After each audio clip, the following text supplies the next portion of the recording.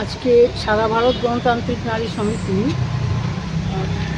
পূর্ব local কমিটির উদ্যোগে দীর্ঘদিনের সমস্যা, বিশেষ করে আমরা জানি যে জলের আর নাম জীবন, এই জল নিয়ে ব্যাপক সমস্যা দেখা দিয়েছে এই এলাকার মধ্যে।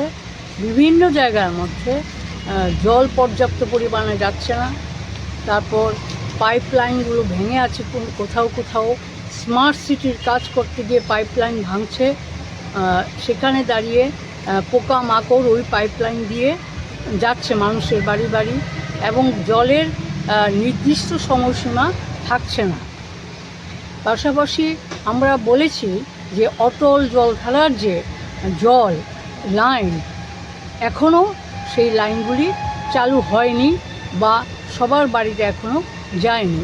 এটা গোটা আগরতলা শহরেই এই অবস্থা চলছে। তো আমরা এই সমস্ত বিষয়গুলো নিয়ে আমরা এখানে এসেছি।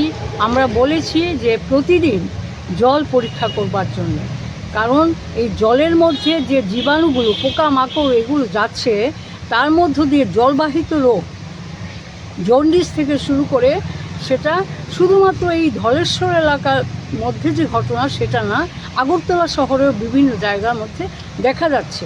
তো আমরা বিভিন্ন জায়গায় জায়গায় যাচ্ছি, গিয়ে সেখানে ডেপুটেশন সংগঠিত করছি। আজকে আমরা এখানে এসে সেই ডেপুটেশন সংগঠিত করলাম।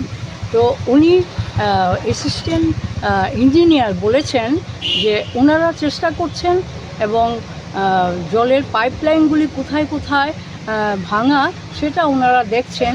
যেমন গতকালকে রাতে 12টার সময় তাদের মুখ থেকে শোনাম, মোটর স্ট্যান্ড এলাকায় স্মার্ট সিটির কাজ করতে গিয়ে পাইপলাইন কেটে ফেলেছে, এখন সারাই হচ্ছে।